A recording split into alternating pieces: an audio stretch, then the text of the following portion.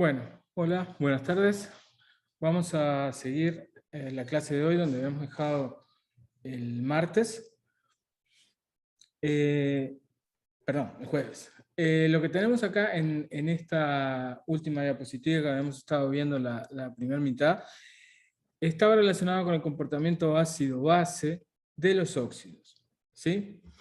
Y lo que veíamos acá era que el óxido de silicio era un óxido ácido, igual que pasaba con el dióxido de carbono, lo cual era lo que nosotros esperábamos, porque estamos hablando de óxidos con una componente importante de enlace covalente, entonces esperábamos que su comportamiento fuera ácido.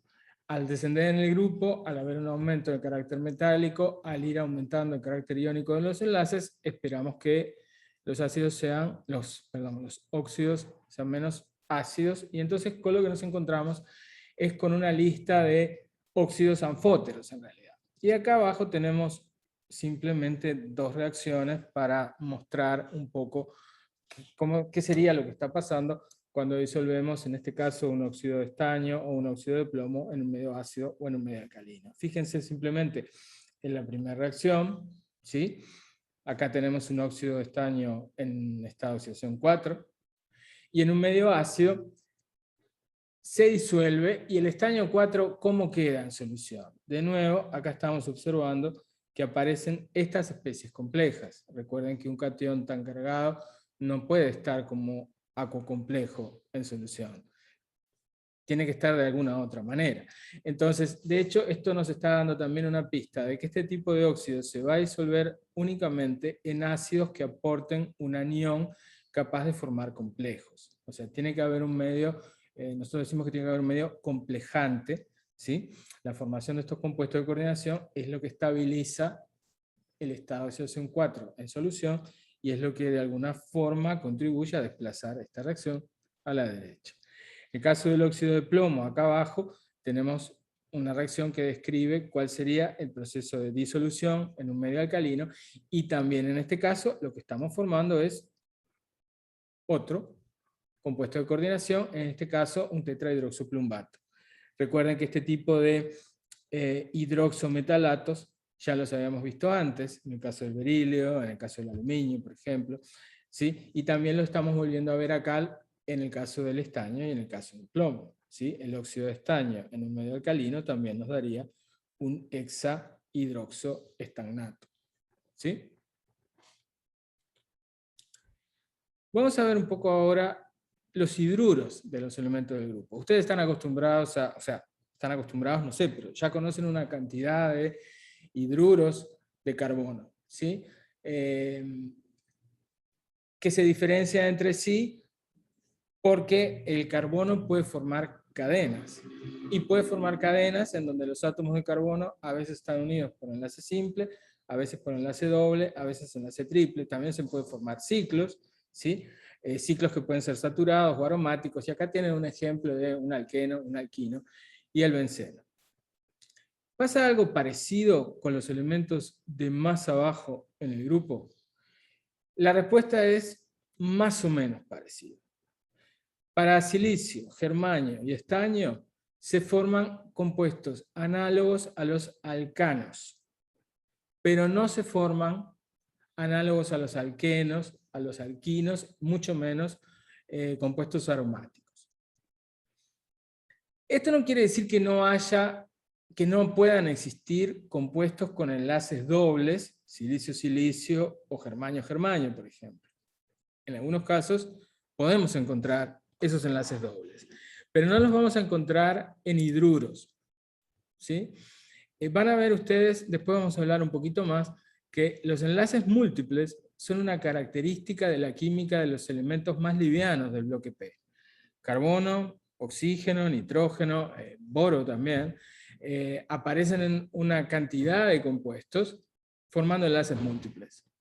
En cambio, cuando descendemos en los grupos, la participación de los enlaces múltiples en la formación de los distintos compuestos de los elementos más pesados cada vez es menos importante.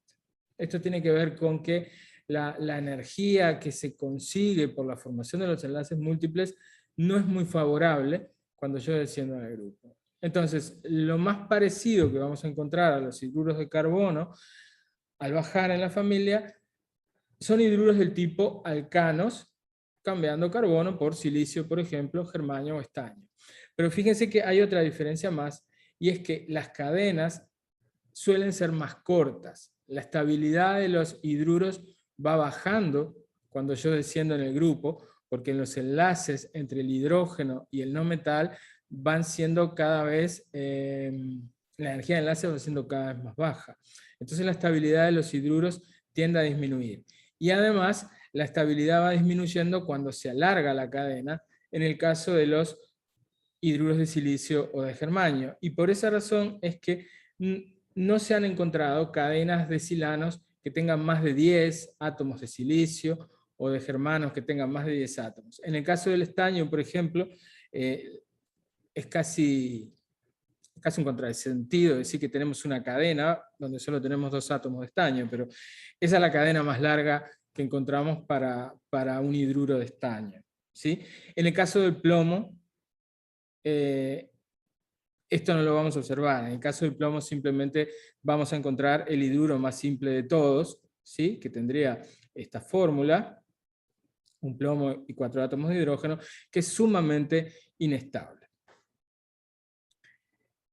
Lo que sí es bastante estable en el caso de los elementos más pesados del grupo 14 es la formación de lo que se conoce como organocompuestos, que vendría a ser un hidruro en donde los átomos de hidrógeno se sustituyen por grupos alquilo.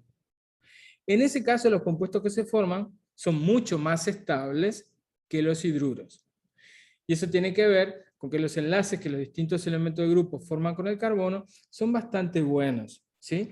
Entonces, si bien, por ejemplo, el tetrahidruro de plomo es un compuesto muy inestable, el tetraetilplomo es un compuesto bastante más estable, que de hecho se usó durante muchos años como aditivo en los combustibles para mejorar el octanaje, ¿sí? Ahora, obviamente que no se usa más por un tema de contaminación con plomo.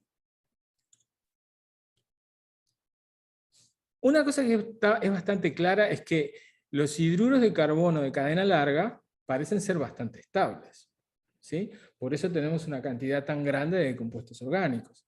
Nosotros podríamos intentar ver, por ejemplo, cómo sería el delta H para una reacción hipotética en la que estuviéramos alargando una cadena de un alcano, por ejemplo, en un átomo de carbono, ¿sí? Lo que quiero ver es si este proceso de alargamiento de la cadena es favorable desde el punto de vista termodinámico, y además me gustaría ver de qué factores depende. Entonces lo que escribí acá es una reacción general, en donde lo que tenemos acá es un hidruro de cadena de largo N, si A es un carbono, tenemos un alcano cualquiera, ¿sí? Al que le estamos sumando un hidrógeno más, perdón, un carbono más, 2 átomos de hidrógeno, y obtenemos el alcano un poquito más largo, ¿sí? ¿De qué depende este delta H? Recuerden que estamos hablando de compuestos covalentes, entonces el ciclo que tenemos que plantearnos es un ciclo covalente, ¿sí? En esta primera etapa, en esta flechita que tenemos más a la izquierda, está representando la ruptura de este enlace, ¿no? Para dar este radical y un átomo de hidrógeno suelto. Esta flechita está representando la ruptura de este enlace, hidrógeno-hidrógeno, ¿sí? Y acá lo que tenemos es el delta H de atomización del carbono. En la última etapa, lo que está ocurriendo es que estamos rearmando la molécula final y estamos haciendo un nuevo enlace carbono-carbono hacia afuera carbono y 3 nuevos enlaces carbono-hidrógeno, ¿sí? ¿Por qué elegí acá el carbono diamante, ¿sí? ¿Y por qué mezclo acá el delta H de atomización con otros términos que son solo energías de enlace? Bueno, porque yo voy a estimar o voy a suponer que el delta H de atomización del diamante lo puedo expresar en función de la energía de enlace carbono-carbono. Estrictamente hablando, para yo decir que para yo poner ahí la energía de enlace, tendría que tener carbono gas y no una fase sólida. Pero lo que voy a hacer es una aproximación. Vamos a ver. Esta es la celda unidad del diamante. Si yo cuento el número de átomos de diamante que hay en esta celda unidad, ¿sí? Contando como se contaba en estructura, ¿no? O sea, los que están en los vértices cuentan por 1/8, los que están en la mitad de las caras cuentan por 1/2, y los que están absolutamente dentro de la celda unidad cuentan como 1. Si yo hago esa cuenta, me da que por celda unidad tengo 8 átomos de carbono. ¿Sí? Estos 4 están completamente adentro. Después tenemos 6 en el centro de las caras y 1 en cada vértice. Si contamos la cantidad de enlaces carbono-carbono que hay dentro de la celda unidad, o sea, si contamos estos palitos que tenemos acá, como están completamente dentro de la celda unidad, acá lo que tenemos son 16 enlaces. O sea que tenemos el doble de enlaces que de átomos. O sea que si yo quiero sacar un átomo de carbono, tengo que romper 2 enlaces, carbono-carbono.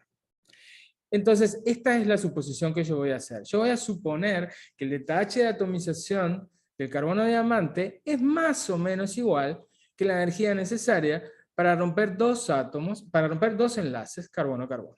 Fíjense que acá yo estoy obteniendo un átomo de A, ¿sí? Estoy rompiendo 2 enlaces AA. ¿Sí?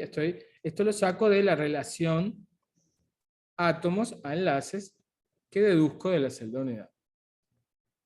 ¿Cuán buena es esta aproximación? ¿Estoy haciendo una aproximación razonable o no? Bueno, puedo compararlo en realidad. Acá tienen los valores. Para el caso de silicio, la verdad que la aproximación es excelente, ¿no? Da muy bien. En el caso del carbono, hay una diferencia más grande. Acá estamos teniendo más o menos un poco menos de 25, entre 20 y 25 kilojoule por mol de diferencia, en una energía que anda en los 700 kilojoules. O sea que el error es bastante pequeño. ¿Por qué me interesa hacer esta aproximación? Porque yo voy a expresar este delta H de reacción como la diferencia entre la energía de los enlaces formados y los enlaces rotos. ¿Sí? Cuando hago esa cuenta, fíjense, ¿cuántos enlaces estoy rompiendo? Estoy rompiendo un enlace carbono-hidrógeno, estoy rompiendo 2 enlaces carbono-carbono, un enlace hidrógeno-hidrógeno, ¿y cuántos enlaces estoy formando? Bueno, un enlace carbono-carbono y 3 carbono-hidrógeno. Eso es lo que resumí acá. Enlaces que se rompen, menos enlaces formados. ¿Sí? Si yo no hubiera aproximado el delta H de atomización del diamante a la energía de enlace carbono-carbono, este término y este no los podría restar. ¿Sí? Por eso es que hice esta aproximación. Y cuando hago el balance, llego a este resultado. ¿Sí? O sea, independientemente de cuánto valga n, el largo de la cadena que estoy haciendo crecer, el delta H tendría un valor aproximadamente constante e igual a este término de acá. Si yo sustituyo estos valores con valores que puedo sacar de tablas de las energías de enlace, encuentro un resultado diferente cuando A es carbono y cuando A es silicio. Cuando estoy hablando de estirar o de alargar, perdón, una cadena de un alcano, ¿sí? Cuando A es un carbono, ese proceso es favorable. Estoy teniendo un delta H negativo. En cambio, cuando tengo silicio, el proceso de alargamiento de la cadena es desfavorable desde el punto de vista termodinámico. No muy desfavorable, porque 9 kJ por mol tampoco es un valor muy grande, pero me está dando la idea de que es un poco desfavorable. Y eso de alguna manera coincide con lo que yo observo experimentalmente, y es que las cadenas más largas que se han podido encontrar de silanos nunca pasan de 10 átomos de silicio, mientras que cuando estoy hablando de hidruros de carbono puedo tener cadenas de virtualmente cualquier largo. ¿De qué depende que este valor sea negativo para el caso de las cadenas de carbono? Si ustedes se fijan, en realidad lo que contribuye a que este valor de delta H de formación de alargamiento de la cadena sea negativo, lo que contribuye en realidad no es la energía de enlace carbono-carbono, lo que contribuye es la energía de enlace carbono-hidrógeno. Cuanto más grande sea esta energía de enlace entre el átomo A y el hidrógeno, más favorable resulta ser la reacción de crecimiento de las cadenas. Acá tenemos los valores sacados de tabla. Fíjense ustedes que la energía de enlace carbono-hidrógeno realmente es un valor muy grande. Es incluso un valor mucho más grande que la energía de enlace carbono-carbono. ¿Sí? En cambio, la energía de enlace silicio-hidrógeno, que está acá, es un valor considerablemente menor. Y este valor relativamente pobre de la energía de enlace silicio-hidrógeno, cosa que esperábamos, ¿no? Nosotros esperábamos que la energía de enlace entre el elemento y el átomo de hidrógeno fuera bajando a medida que descendemos en el grupo, pero en el caso del silicio, esta energía de enlace es lo suficientemente baja ya como para que el alargamiento de las cadenas de silano no sea un proceso favorable termodinámicamente. Nosotros podríamos hacer un razonamiento absolutamente análogo para cadenas de haluros. ¿Sí? Ustedes saben que con carbono están acostumbrados a que uno puede tener, así como puedes tener etano, puedes tener un compuesto en donde todos los átomos de hidrógeno hayan sido sustituidos por átomos de cloro. ¿Sí? Un cloruro de alquilo. O un cloroalcano en realidad. ¿Sí? Nosotros podríamos repetir este análisis termodinámico viendo cómo sería el crecimiento de estas cadenas de cloruros, por ejemplo. Está bueno, con estos datos ustedes podrían hacer esa cuenta y pueden verificar que esta reacción, la que está abajo de todo, es un proceso favorable también para silicio. ¿Por qué también para silicio? Porque fíjense que el enlace silicio-cloro es bastante bueno. Es incluso bastante mejor que carbono-cloro.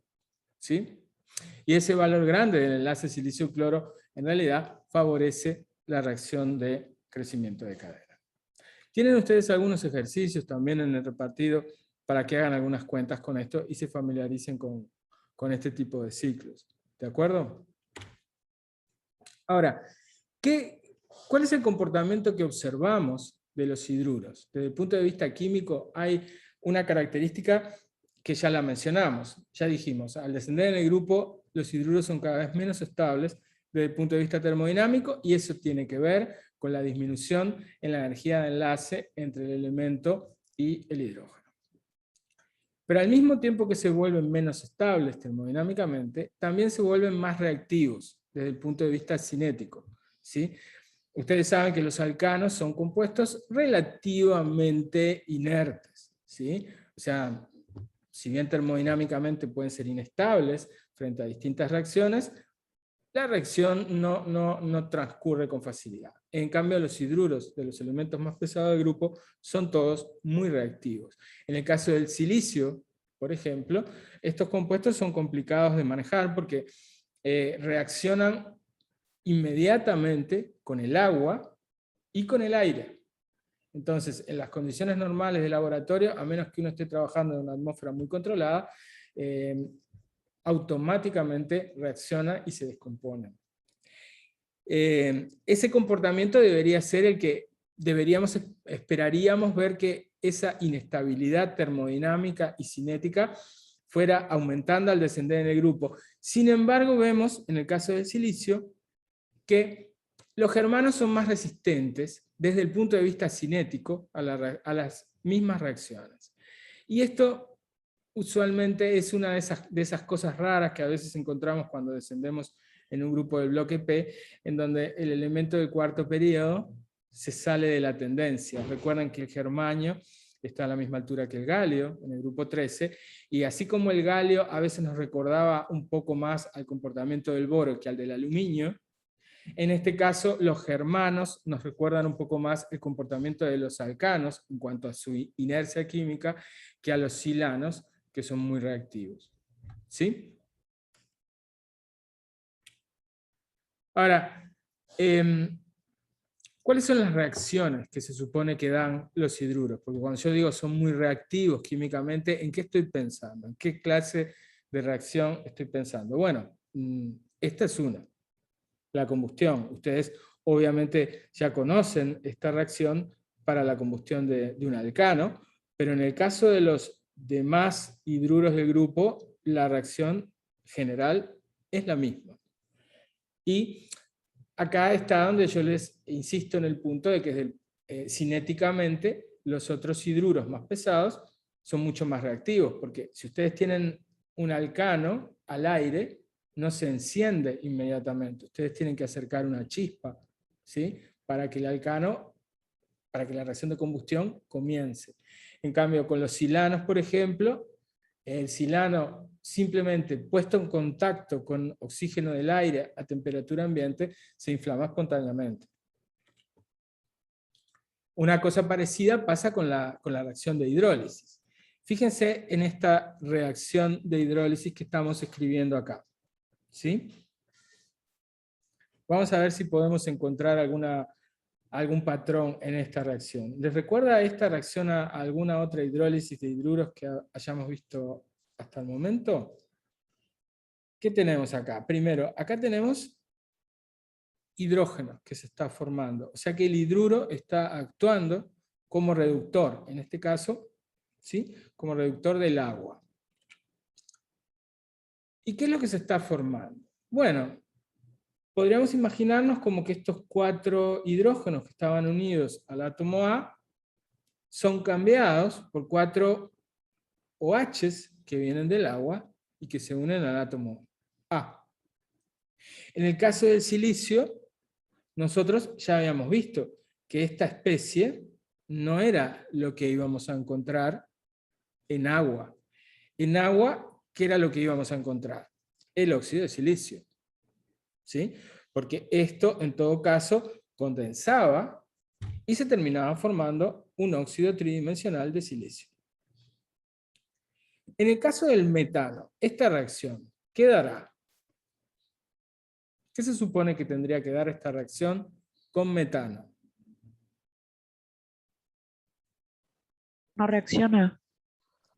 Exacto, no reacciona. Desde el punto de vista termodinámico, esta reacción metano con agua debería ocurrir y debería darnos dióxido de carbono e hidrógeno.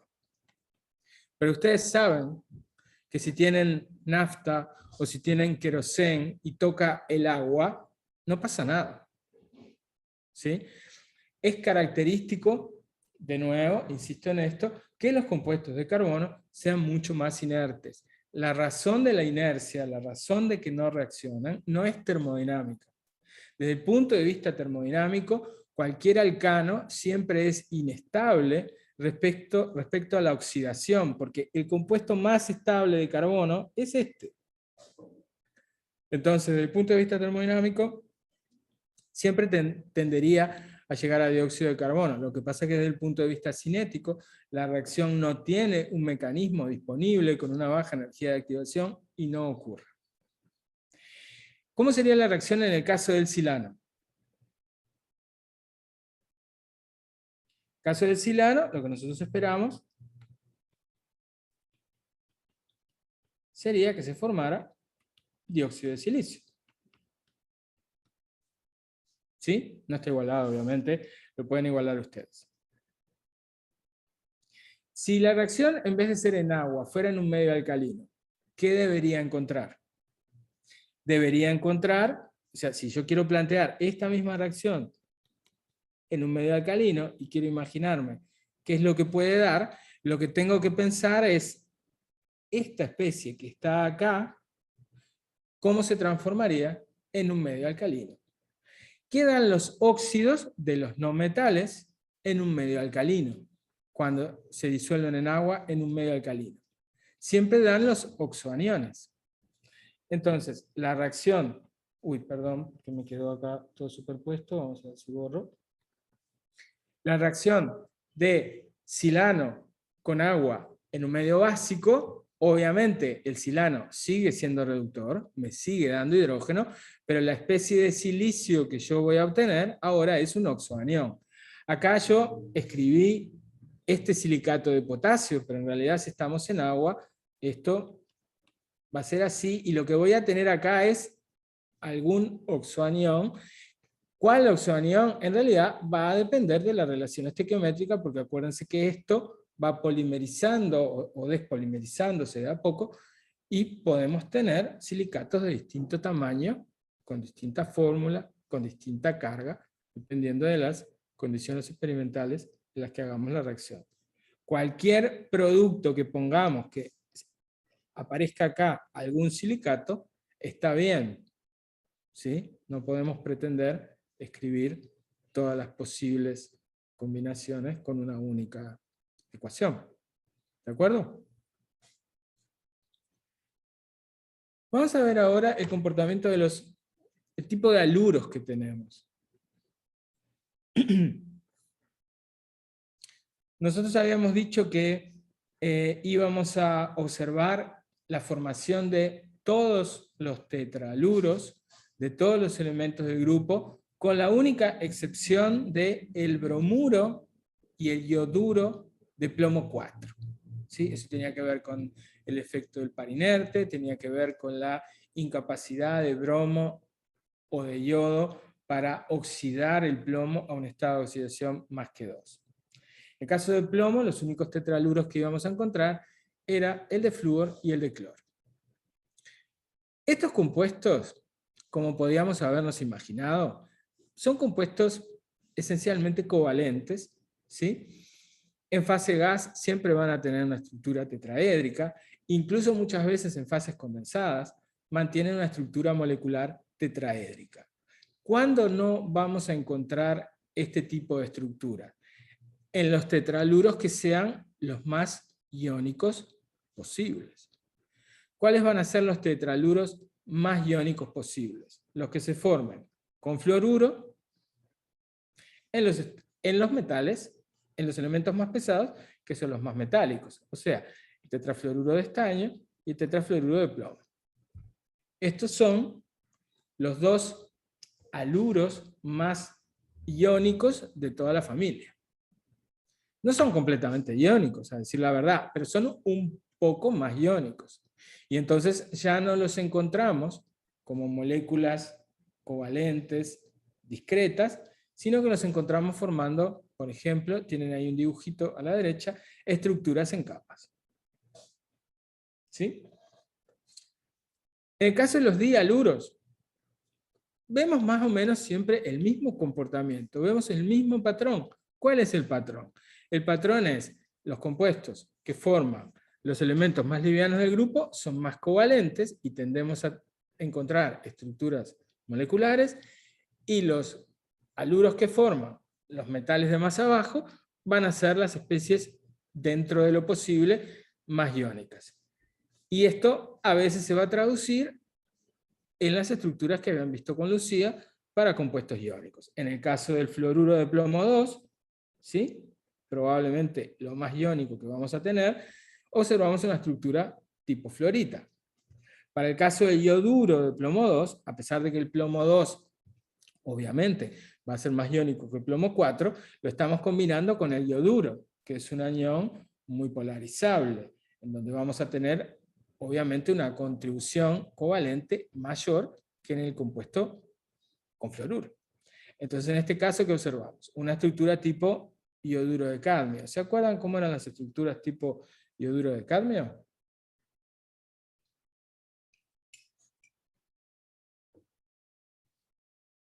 ¿Eran tridimensionales? ¿Eran en capas? ¿Cómo eran?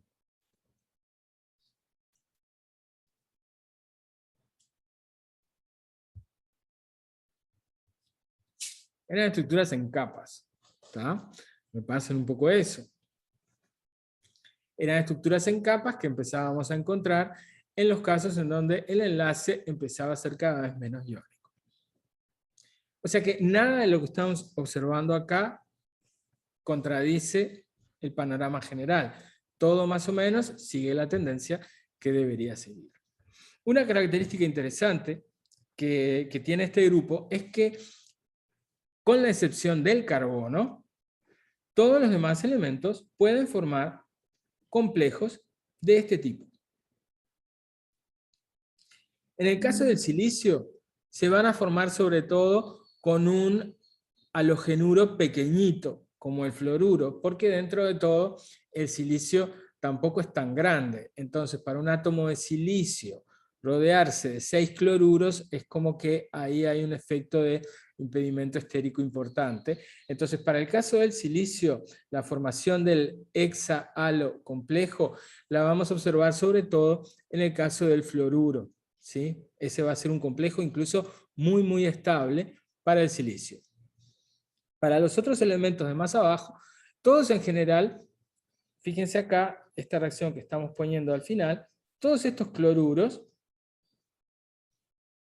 están actuando como ácidos de Lewis. ¿Sí? Acá tenemos el ácido de Lewis, acá tenemos la base de Lewis, el cloruro, ¿sí? Y el complejo que se está formando es el aducto de Lewis.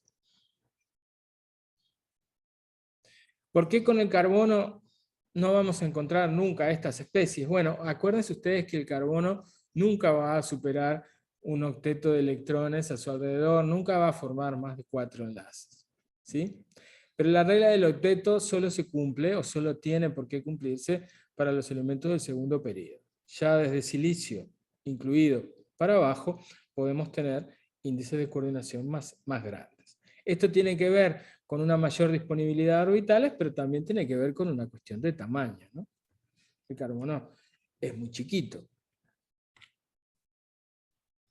¿Qué reacción esperamos que den los haluros de los elementos del grupo 14? Bueno, esperamos que den la reacción típica de cualquier haluro covalente. Nosotros ya más o menos habíamos visto este tema, reacción de haluros covalentes para el caso del boro. Ahora, acá estamos viendo la reacción general para cualquier haluro del grupo 14. ¿Qué es lo que esperamos? Esperamos que los halogenuros sean sustituidos por oxígenos de las moléculas de agua. ¿Sí? Si sustituyéramos los 4 halogenuros por 4 grupos OH, ¿sí? Tendríamos esta especie hipotética que habíamos visto que en el caso del silicio no se podía aislar, y lo que ocurría era que esta especie se deshidrataba y se formaba el dióxido de silicio. ¿Sí? O sea, esta es la reacción general. ¿Ocurre siempre esta reacción o hay algunas excepciones? Bueno, hay algunas excepciones. Hay excepciones, podríamos decir, de dos tipos. En el caso del carbono, de nuevo tenemos el mismo problemita que habíamos estado mencionando para la hidrólisis de los hidruros.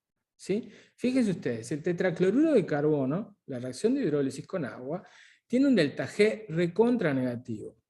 Esta es una reacción sumamente espontánea desde el punto de vista termodinámico. Es mucho más espontánea que la reacción de hidrólisis del tetracloruro de silicio. Sin embargo, si el tetracloruro de silicio toca media molécula de agua, ya empieza a descomponerse. La reacción es inmediata. Mientras que el tetracloruro de carbono, en contacto con el agua, no va a reaccionar. De nuevo, acá lo que estamos encontrando es que desde el punto de vista cinético hay una barrera de activación muy grande para que esta reacción se dé. Eso no tiene nada que ver, evidentemente, con la fuerza de los enlaces carbono-cloro, ¿sí? Tiene que ver con que no hay un mecanismo que permita, digamos, el único mecanismo posible para que la reacción se dé tiene una energía de activación muy alta.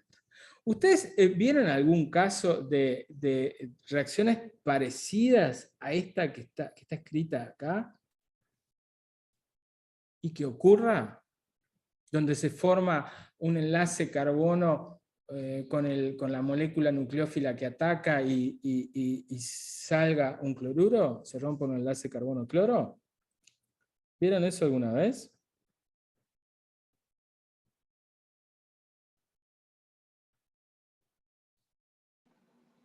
¿Está hablando de la sustitución nucleofílica? Exacto.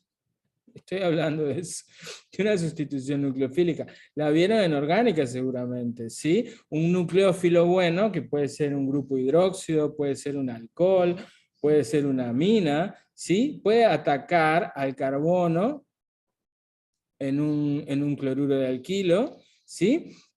Dependiendo, hay dos mecanismos posibles, ¿sí? Un mecanismo posible es el SN2, donde había digamos, un mecanismo concertado, en donde al mismo tiempo que se empezaba a formar el enlace carbono con oxígeno, se iba debilitando el enlace carbono con cloro, y acá quedaba, si esto es un carbono terciario, por ejemplo, los otros tres enlaces quedaban ahí, y se formaba esto que era un estado de transición pentacoordinado, ¿sí? Después finalmente este enlace se terminaba de formar, el cloruro se iba como grupo saliente, y teníamos un alcohol con inversión de configuración si el mecanismo había sido SN2. ¿Sí? Esto lo vieron en química orgánica. O sea que es posible romper un enlace carbono-cloro. Un nucleófilo como un hidróxido debería poder romper un enlace carbono-cloro. Si yo acá pusiera un medio básico, ¿por qué no empiezo a patear los cloruros para afuera? Es que el problema tiene que ver con el mecanismo. Fíjense ustedes, había otro mecanismo que era el mecanismo SN1, que implicaba la ruptura previa del enlace, ¿sí? Y después el nucleófilo atacando a este carbocatión. Ahora, los carbocationes, el mecanismo SN1, era algo que íbamos a observar cuando se podía de alguna forma adecuada estabilizar esta carga positiva en el carbocatión. Eso se conseguía si había la posibilidad, acá grupos dadores de electrones, cosas así. Todo eso que ven en orgánica. Y este mecanismo, el SN2, ¿cuándo va a estar favorecido? Cuando el carbocatión no se puede estabilizar, pero además va a estar favorecido si estos grupos que están acá, unidos al carbono que va a ser atacado, no son muy grandes. Porque si acá hay sustituyentes muy grandes, si R1, R2 y R3 son sustituyentes muy voluminosos, el nucleófilo no tiene espacio para acercarse. Bueno, ¿saben qué? Los cloruros son bastante grandes. Entonces, la verdad es que la posibilidad de que se forme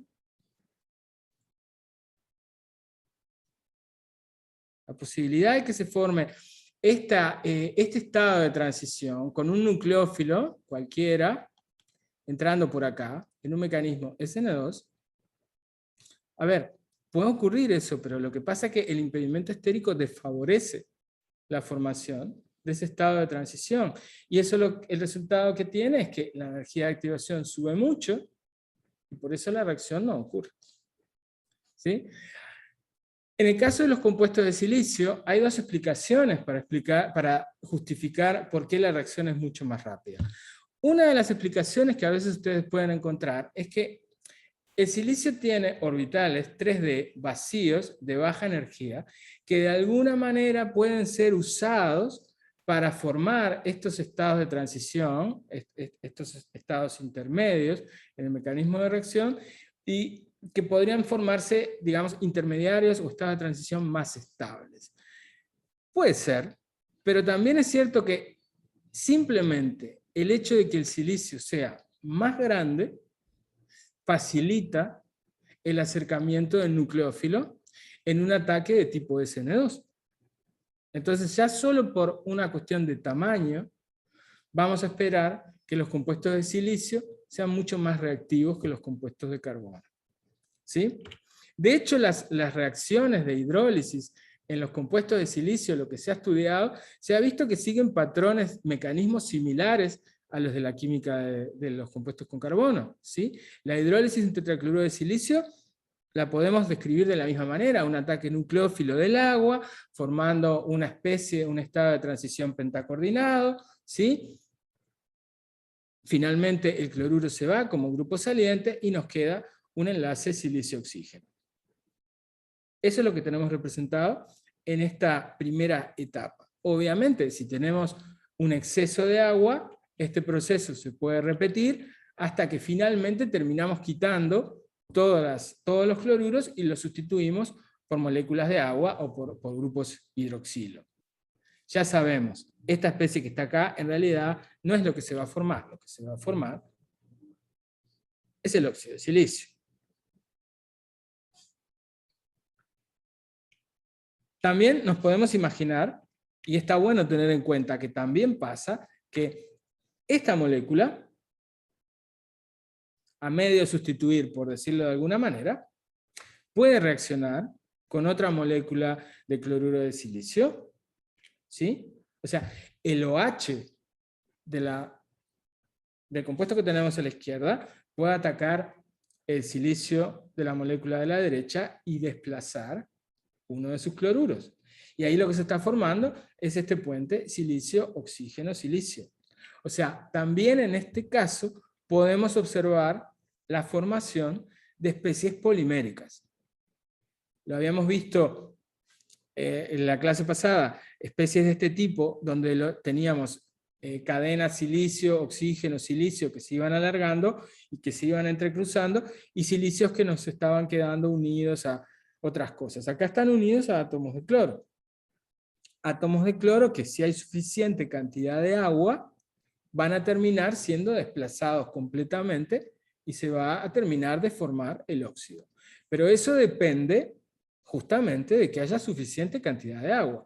Si ustedes trabajan con agua en defecto, no van a llegar al óxido de silicio. Van a llegar a alguna cosa que tiene un grado de polimerización intermedia. ¿Se acuerdan ustedes también que habíamos estado hablando de que muchas veces los elementos del grupo 14 formaban organocompuestos? ¿A qué les llamábamos organocompuestos? A cuando sustituíamos un hidrógeno, por ejemplo, unido al silicio, por un grupo alquilo. Entonces, estos compuestos son bastante comunes, ¿sí? Esto sería un cloruro de metilsilano, trimetilsilano.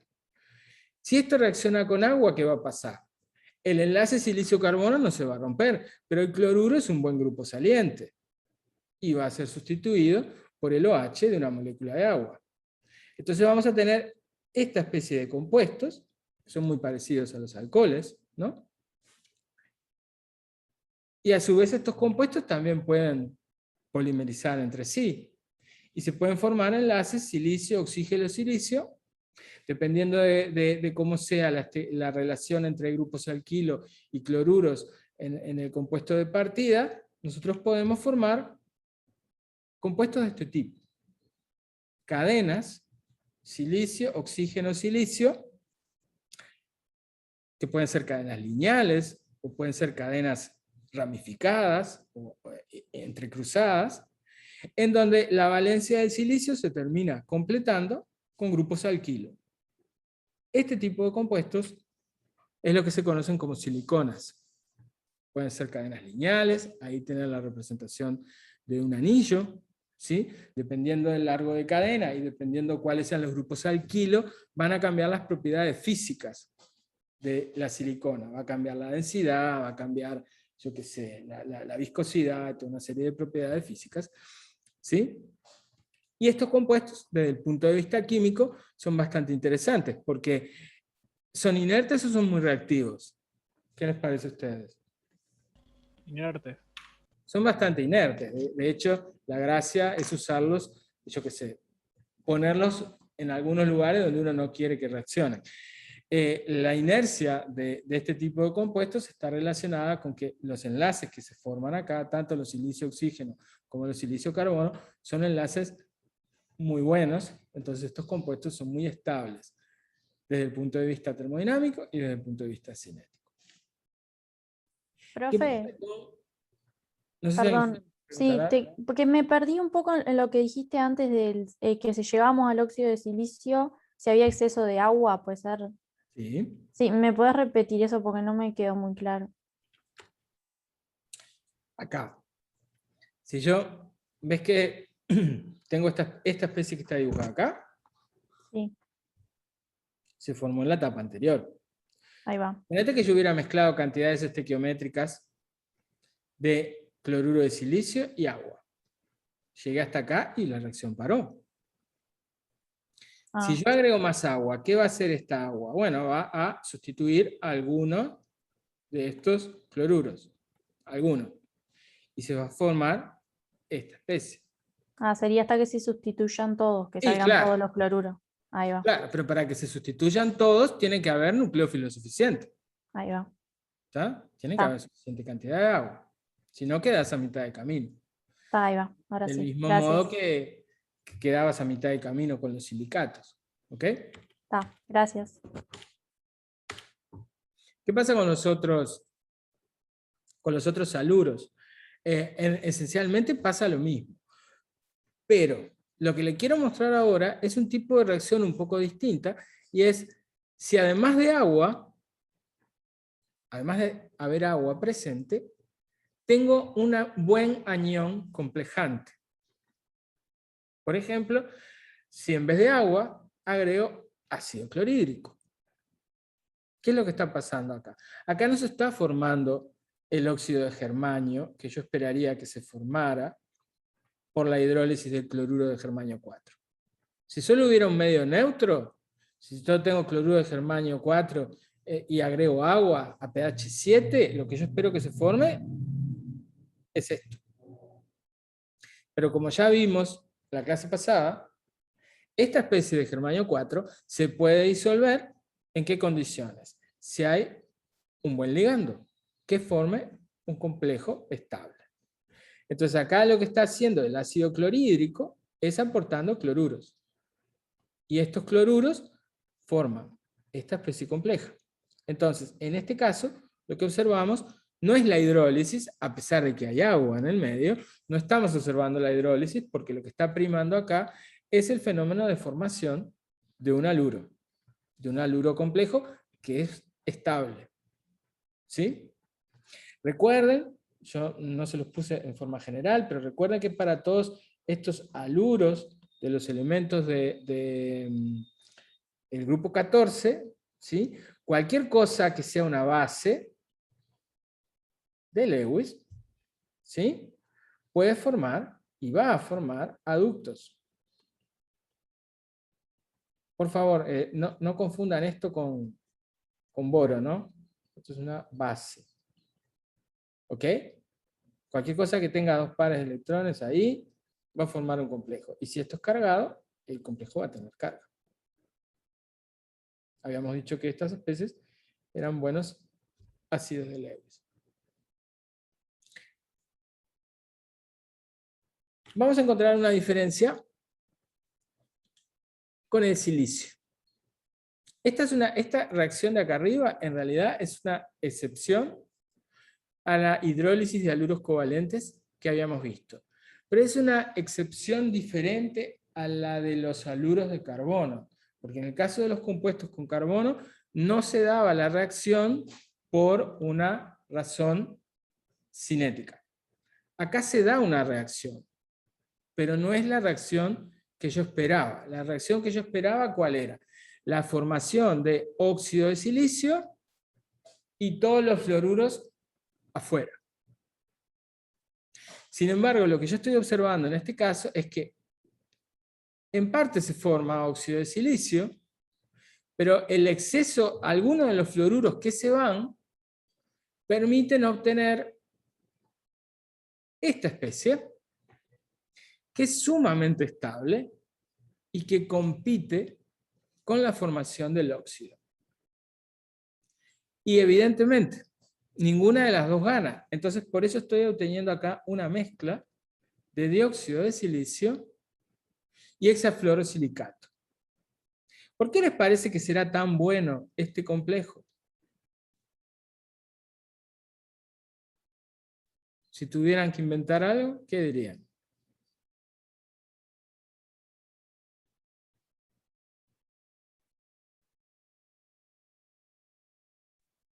Y podría ser porque, por tirar algo de que estamos hablando de que es el flúor, que como al ser el elemento más liviano de los halógenos es uno de los que más reacciona con todo.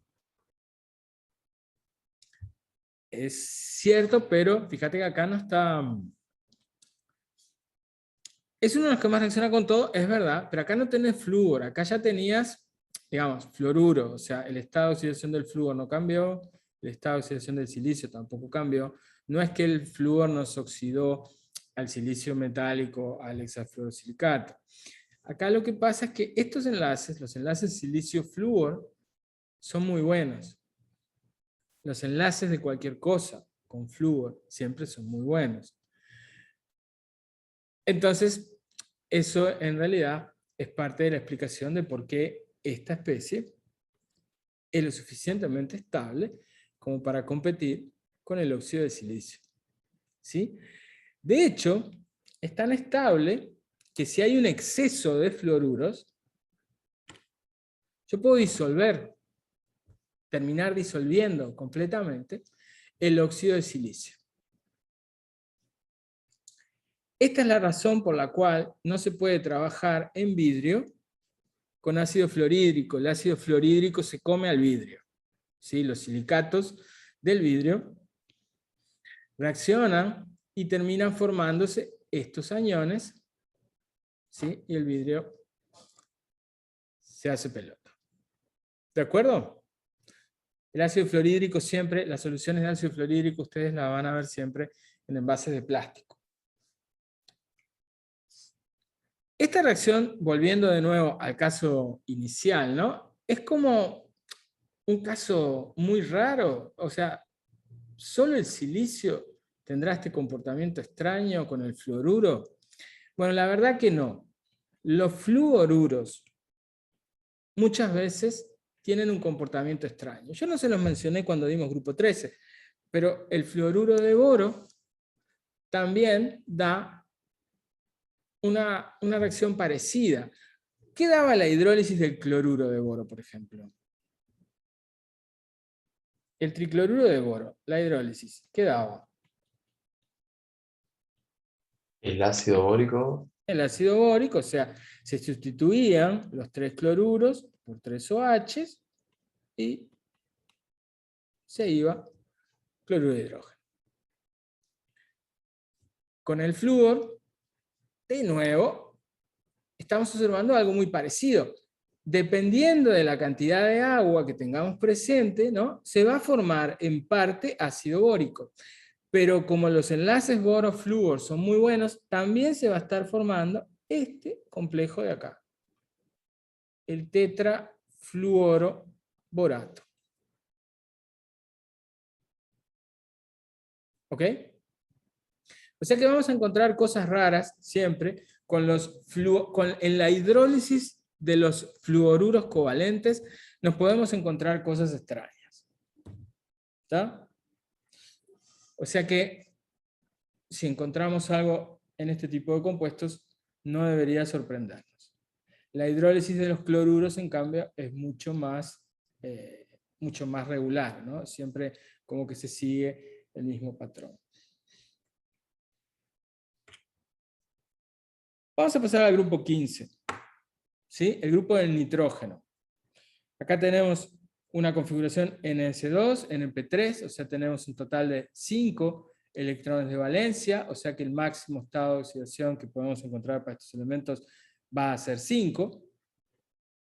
Y el elemento más liviano del grupo, el nitrógeno, se encuentra en una única forma alotrópica estable, que es la molécula diatómica. Acá tienen la fórmula de Lewis, y como pueden ver, tenemos un enlace triple en una molécula completamente apolar.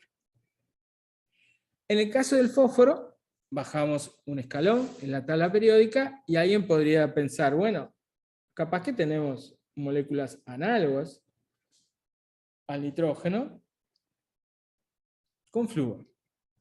Sin embargo, eso no pasa. El flúor, la forma alotrópica que se toma como estándar es perdón, dije flúor en vez de fósforo. Y flúor. Está bien, borren todo. El fósforo, la forma alotrópica más estable, es la que se conoce como fósforo blanco. Tiene una fotito acá, ¿sí? Y esta es la estructura. Es un compuesto molecular, ¿sí? Cada molécula es una especie con 4 átomos de fósforo que están dispuestos en los vértices de un tetraedro regular. Acá este pedazo ahí, este trozo de fósforo está sumergido en agua.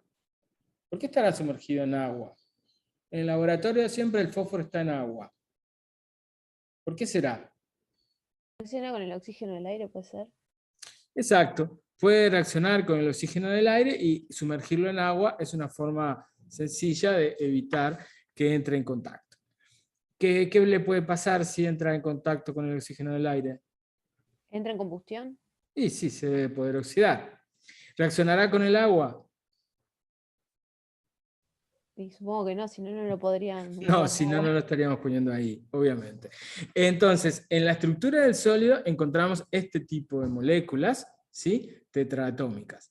¿Qué pasa cuando se funde? ¿O qué pasa cuando paso a la fase vapor? Bueno, se ha encontrado que incluso en la fase vapor, a temperaturas bajas, lo que tenemos son estas moléculas de fósforo 4. Si caliento a una temperatura muy alta el vapor, puedo romper estas estructuras y recién ahí puedo encontrar moléculas diatómicas de fósforo análogas a las moléculas diatómicas de nitrógeno. Pero esas estructuras no son más estables. Obviamente, si yo bajo la temperatura, rápidamente se vuelven a formar las estructuras con 4 átomos de fósforo, ¿sí? Acá tenemos enlaces, todos estos enlaces son enlaces simples, ¿sí? Pero no es la única, el fósforo blanco no es la única forma alotrópica del fósforo. De hecho, ni siquiera es la más estable, aunque desde el punto de vista termodinámico se considere como el estado estándar. Tenemos lo que se conoce como fósforo rojo, que tiene distintas variedades, distintas estructuras posibles, y las estructuras son de este tipo.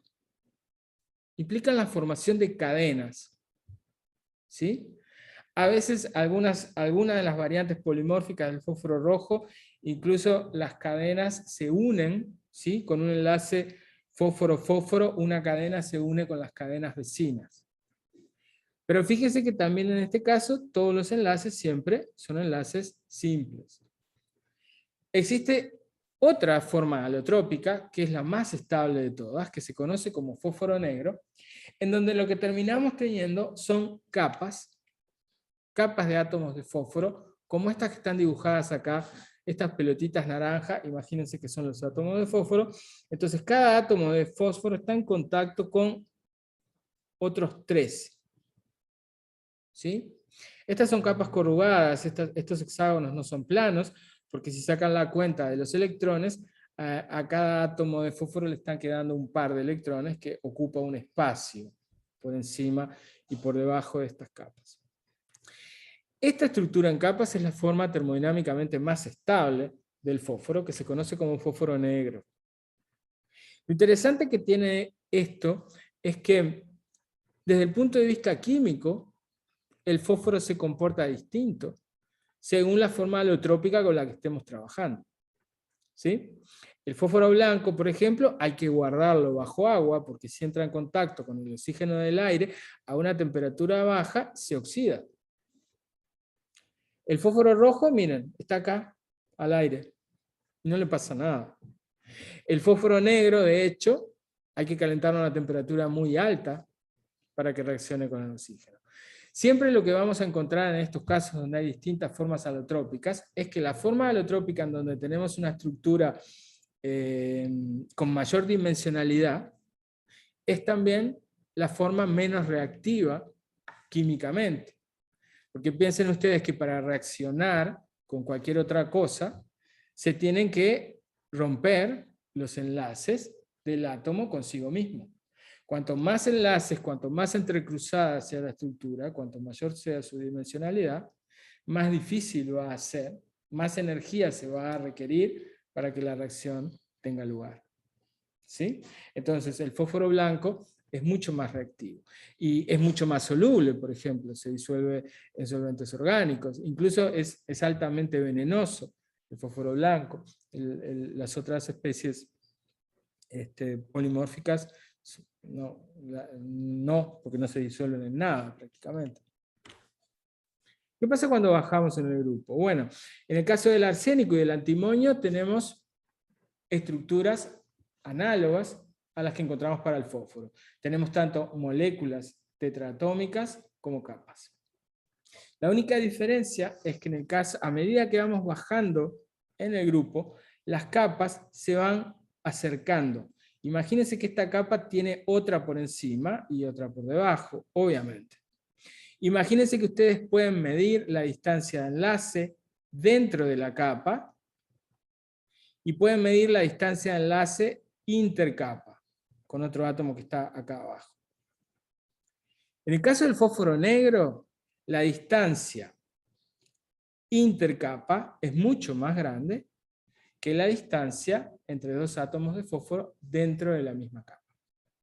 Si ustedes hacen el cociente entre esta distancia intercapa y la distancia dentro de la capa, ese cociente va achicándose a medida que descendemos en el grupo. Es como que a medida que descendemos en el grupo, la distancia entre un átomo y sus vecinos en la misma capa se va haciendo cada vez más parecida a la distancia con sus vecinos en la capa de al lado. Eso tiene toda la pinta que es como que la estructura va tendiendo a ser cada vez más metálica, o sea, en el sentido de que cada vez es menos direccional y el índice de coordinación es como que tiende a aumentar en la medida en que, si las capas están muy separadas, el índice de coordinación es simplemente 3. Pero si las capas se juntaran lo suficiente como para que la distancia intercapa sea comparable a la intracapa, entonces el índice de coordinación es más grande, porque este átomo no solo tiene vecinos cercanos en la capa, sino también en el costado. En el caso del bismuto lo que pasa es esto. Tenemos capas como mucho más apretadas, por decirlo de alguna manera, y el bismuto en muchos sentidos tiene un comportamiento metálico, ¿sí? Mientras que el arsénico y el antimonio se parecen más a un no metal.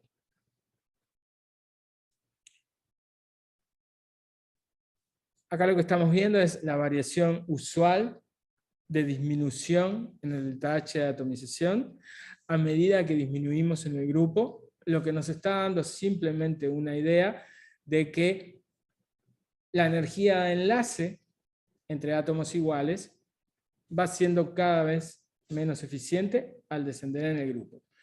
Pero cuidado que acá el delta H de atomización ni siquiera está representando, o sea, el delta H de atomización en realidad sí está representando la ruptura total, perdón, pero las temperaturas de fusión, que siguen un comportamiento completamente distinto, el problema es que están representando un proceso completamente distinto, en donde la estructura del sólido se puede conservar parcialmente en la fase líquida, ¿sí? Se sabe que incluso en las temperaturas de ebullición pasa esto. Fíjense que al pasar a la fase gas, en el caso del fósforo, por ejemplo, no tenemos todos los átomos sueltos, no estamos rompiendo los enlaces de las moléculas de fósforo 4. ¿Sí? En el caso del delta H de atomización, sí, está calculado suponiendo la ruptura total, y entonces ahí sí tenemos un descenso gradual. En este tipo de casos no vale la pena que nos fijemos en la temperatura de fusión, porque no nos está reflejando nada que tenga que ver con la energía de enlace.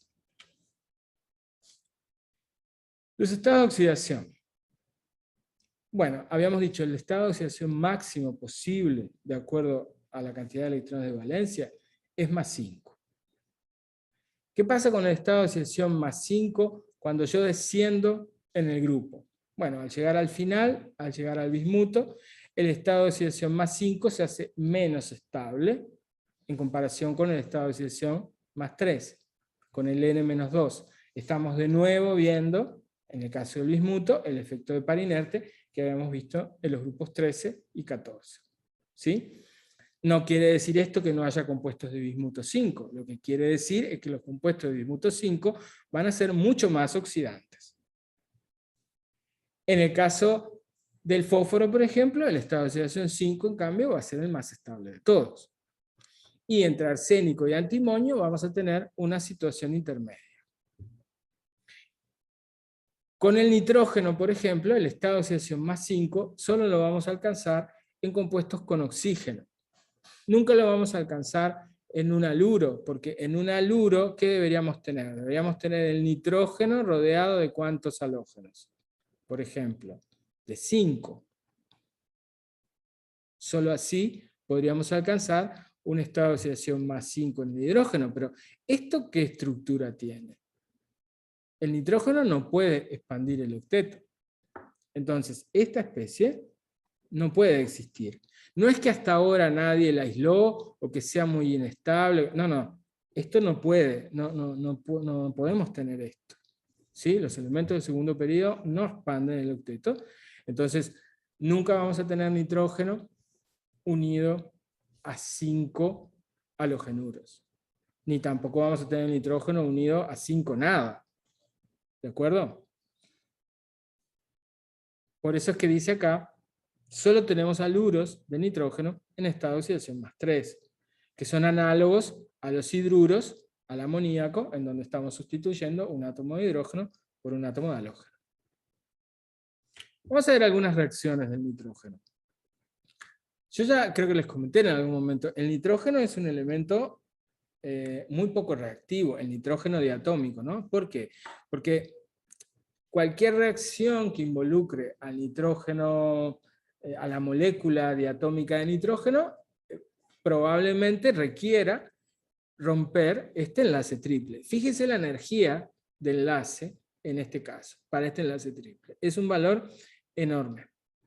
Entonces, en las pocas reacciones en donde vemos procesos espontáneos, formación de especies binarias, como el caso que habíamos visto con los metales alcalino-térreos o con el litio, la formación de nitruros, la única posibilidad de conseguir la energía necesaria para romper un enlace tan fuerte es que la especie que se está formando, en este caso especies iónicas, tenga una energía reticular extremadamente negativa.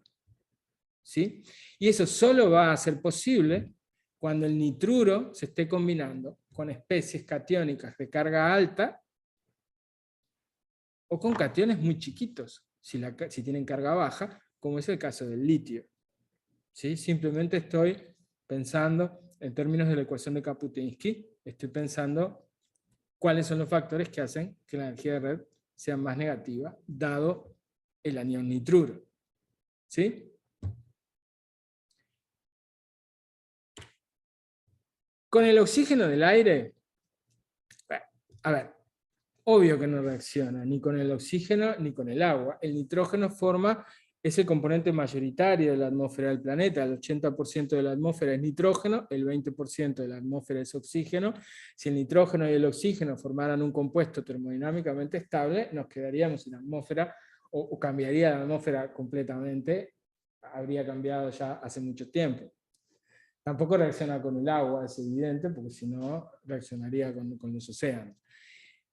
Lo que sí es posible, en los casos en los que nitrógeno y oxígeno se mezclan y son sometidos a una descarga eléctrica, es posible la formación de este óxido.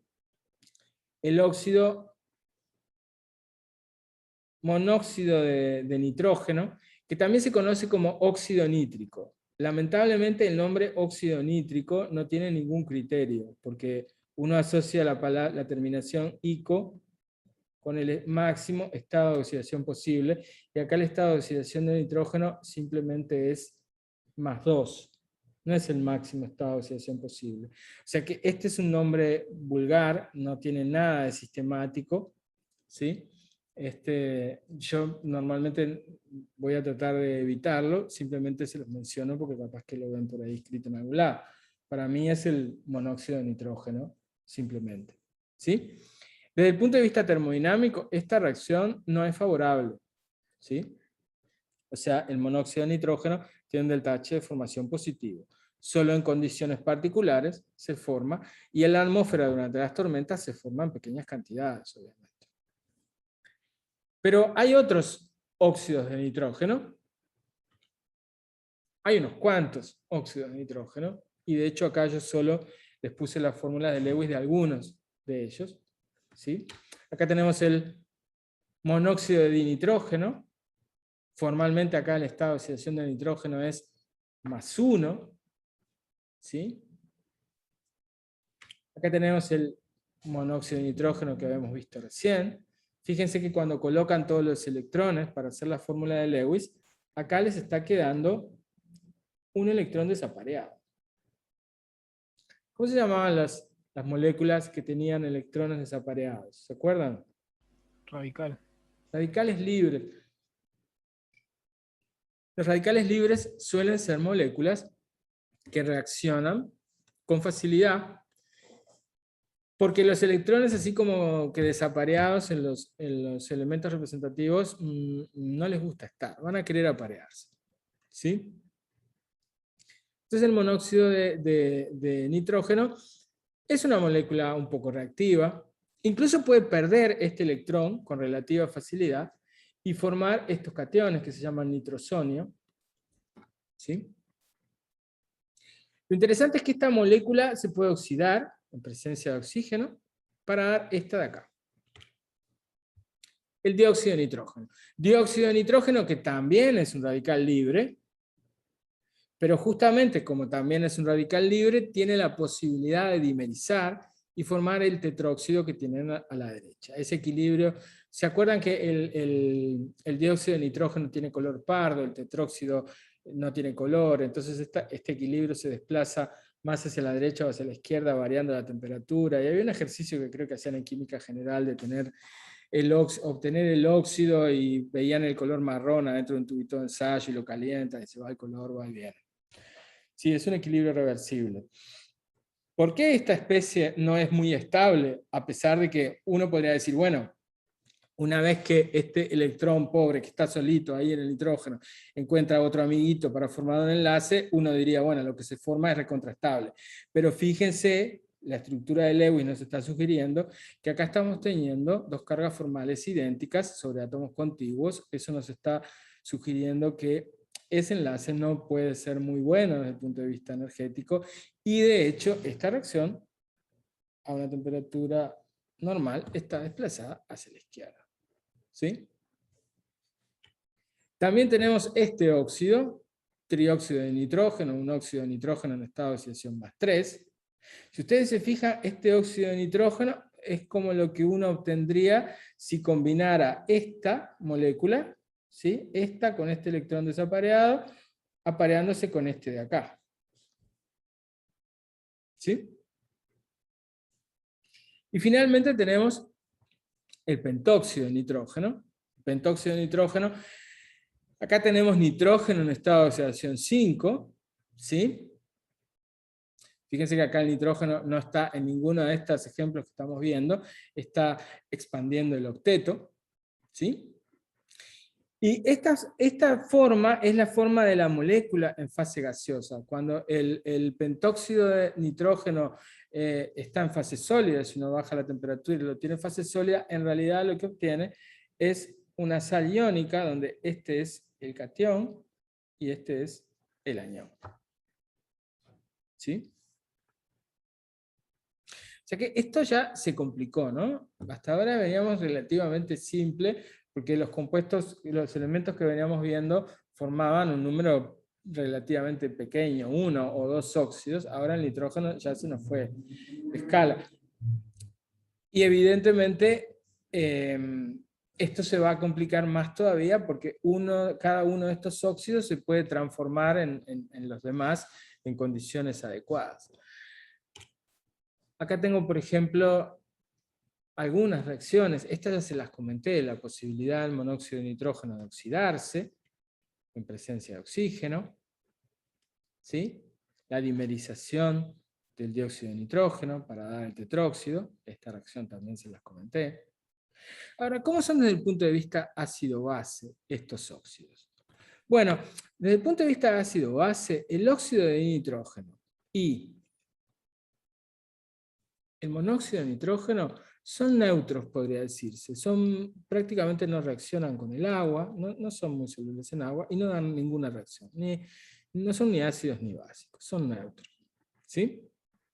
Pero los óxidos de nitrógeno en estado de oxidación más altos reaccionan en agua y dan un medio ácido, que es lo que uno esperaría de óxidos de un no metal. ¿Sí? Acá tenemos una posible reacción del dióxido de nitrógeno con agua que nos está dando una mezcla de dos ácidos, ácido nítrico y ácido nitroso. ¿Qué tipo de reacción es esta?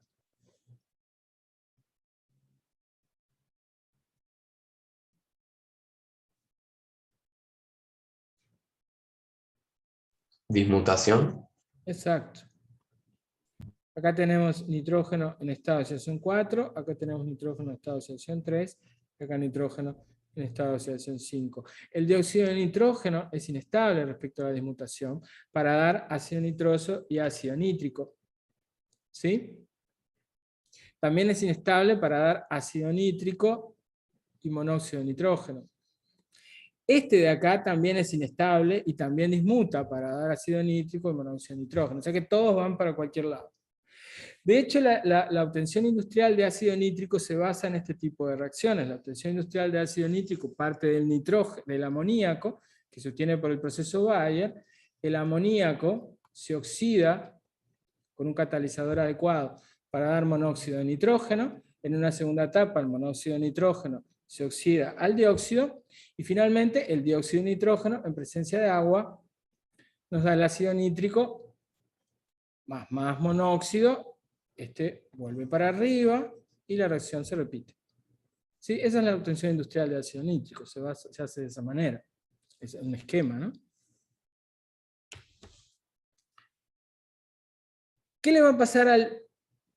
Piensen en esta ecuación, pero al revés. ¿Sí? ¿Qué le va a pasar al pentóxido de nitrógeno reaccionando con agua? Si yo sé que es un óxido ácido, y sé que me tiene que dar un medio ácido en agua, ¿qué ácido me va a dar?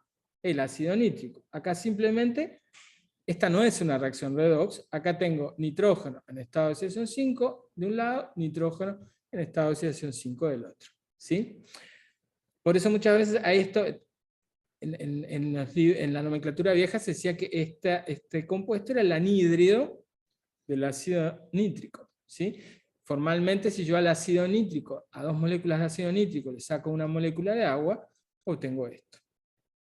La reacción normalmente va para el otro lado, a menos que yo ponga el ácido nítrico en contacto con algo que reaccione con el agua. Si yo encuentro algo que reacciona con el agua y me consume el agua, yo puedo desplazar esta reacción hacia la derecha. Y ese algo que me consume el agua es el pentóxido de fósforo, que yo acá lo escribí arriba de la flecha. Ahí el pentóxido de fósforo no es un catalizador, es simplemente un reactivo que consume agua y por eso me desplaza esa reacción hacia la derecha. ¿Qué pasa con los demás elementos del grupo? Acá simplemente estoy poniendo como un conjunto de reacciones muy básicas que en parte ya se las mencioné hace un ratito. Habíamos hablado de la posibilidad de que el fósforo blanco reaccionara con el oxígeno del aire y se oxidara. Acá simplemente me está dando un poco más de información, me está diciendo que por encima de 50 grados, o sea, tengo que calentar un poquito, nada más, y ya tengo una oxidación. Si la cantidad de oxígeno es suficiente, puedo oxidar el fósforo completamente. ¿Hasta qué estado de oxidación? Hasta el estado de oxidación más alto posible para el grupo. ¿Qué pasa con los demás elementos? ¿Darán una reacción similar? Más o menos. Todos se oxidan. Todos se oxidan. Pero en este caso, como la estabilidad del estado de oxidación más 5 disminuye al bajar en el grupo, eso también lo veo en esta reacción. Para los demás elementos del grupo que quedan por debajo del fósforo, la oxidación, calentando en un exceso de oxígeno, solo me llega hasta el estado de oxidación más 3. Esto me está dando la pauta justamente de que el estado de oxidación más 5 va siendo menos estable cuando se lo compara con el más 3 al descender. ¿Qué otras reacciones puedo ver? Bueno, nada muy extraño. Acá lo que estoy viendo en la primera es que si yo junto fósforo con ácido nítrico concentrado, ¿qué está pasando acá? ¿Qué clase de reacción es esta?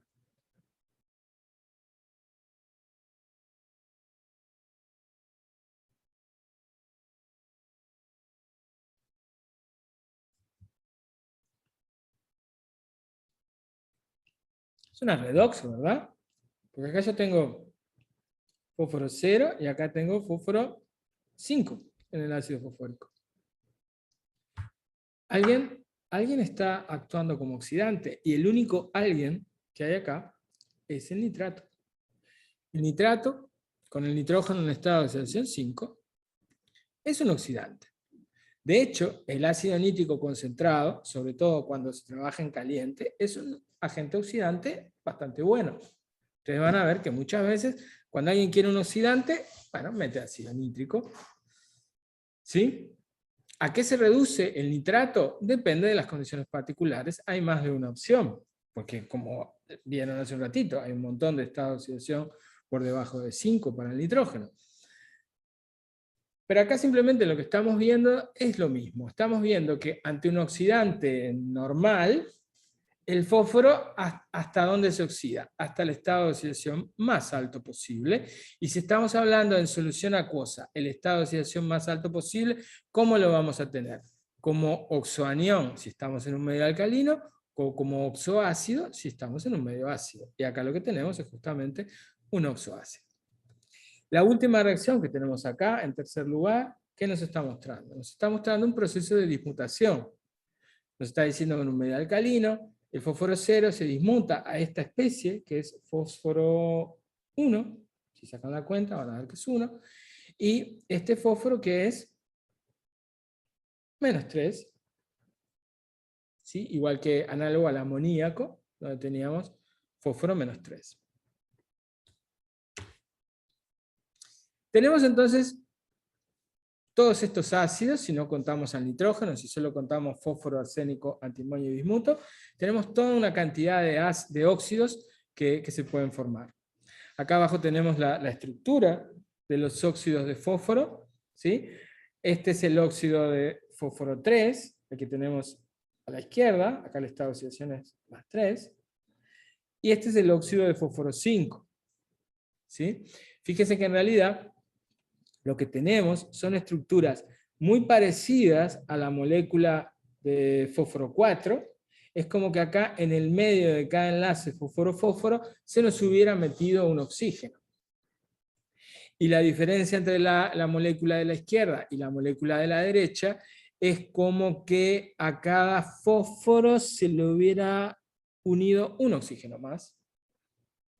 ¿Sí? Estos dos óxidos obviamente están formando moléculas discretas. O sea, eso quiere decir, y ya lo podíamos haber imaginado, que son compuestos covalentes. El enlace entre el átomo de fósforo y el átomo de oxígeno, en cualquiera de estos dos óxidos, es un enlace covalente. O sea que nosotros vamos a esperar que estos sean óxidos ácidos. Y vamos a esperar que la acidez vaya disminuyendo a medida que bajamos en el grupo. Y eso es exactamente, una vez más, lo que encontramos. ¿Sí? Cuando trabajamos con los óxidos en estado de oxidación 3, que es lo que tenemos aquí, ¿sí?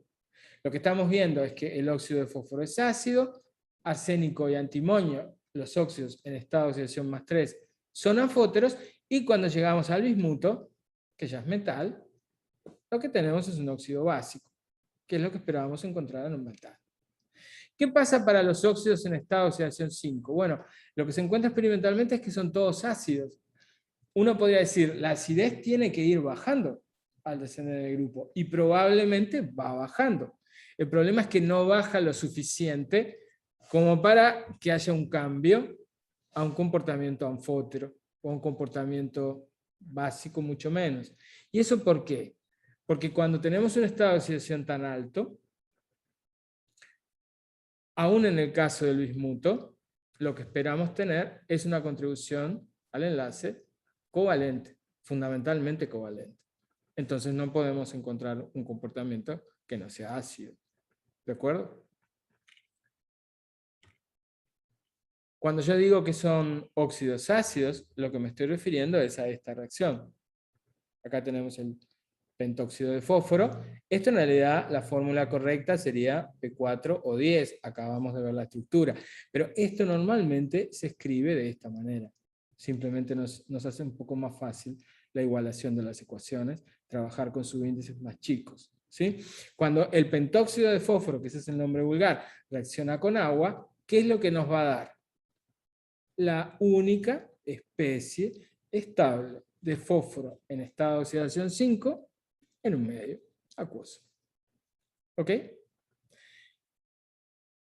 El pentóxido de fósforo, la reacción con agua es muy exotérmica, ¿sí? Es una reacción que está muy desplazada hacia la derecha.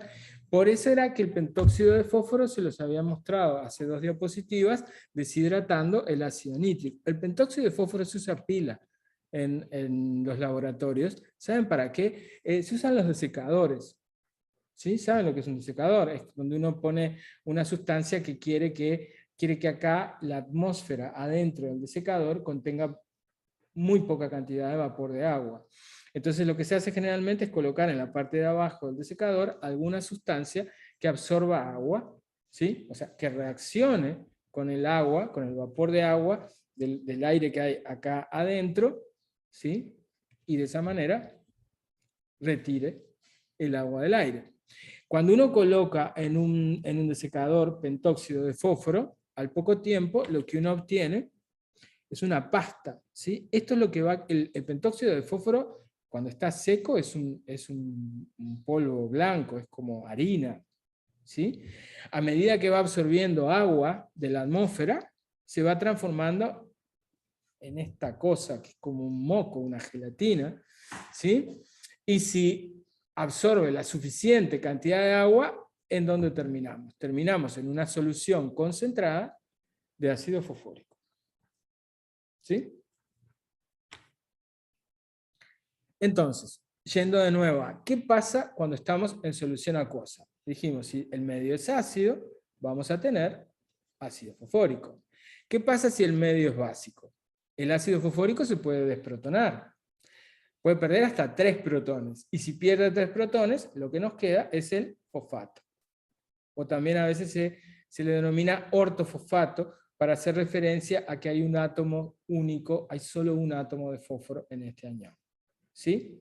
O sea, los oxoaniones son característicos en la química de los no metales, sobre todo en un medio alcalino, porque en un medio ácido, el oxoanión, ¿qué le pasa? Se protona y me forma el ácido. ¿Sí? Tenemos, este sería el oxoanión fosfato en estado de oxidación 5 del fósforo, pero también si sustituimos estos oxígenos por átomos de hidrógeno, tenemos los aniones fosfito, que viene del ácido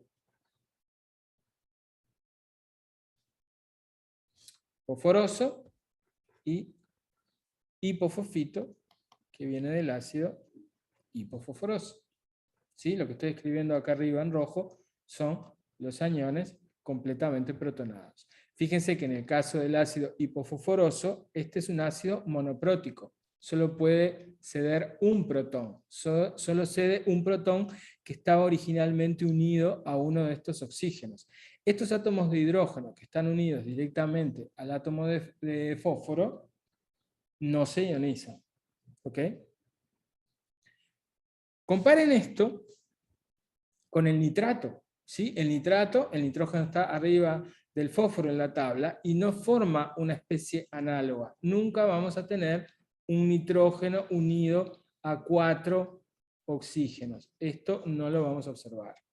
En el nitrógeno lo que tenemos, ¿sí?, son estas especies planas, donde el átomo central está unido a 3 oxígenos. ¿Esto es igual a qué? Esto es igual a la forma, ¿no? Es igual al carbonato. Acá en el grupo 15 pasa lo mismo que en el grupo 14. El carbono formaba carbonatos, un átomo de carbono unido a solo 3 oxígenos, la carga era 2 menos en vez de 1 menos, porque cambiamos de grupo, pero cuando bajamos de carbono a silicio, ¿qué se nos formaba? Silicato, un silicio unido a 4 oxígenos, análogo al fosfato. ¿Sí? O sea, acá vemos, al pasar del segundo periodo al tercero, un comportamiento análogo. ¿De acuerdo? Bueno, estamos en la hora, vamos a terminar por acá. Si tienen alguna duda, pueden preguntar.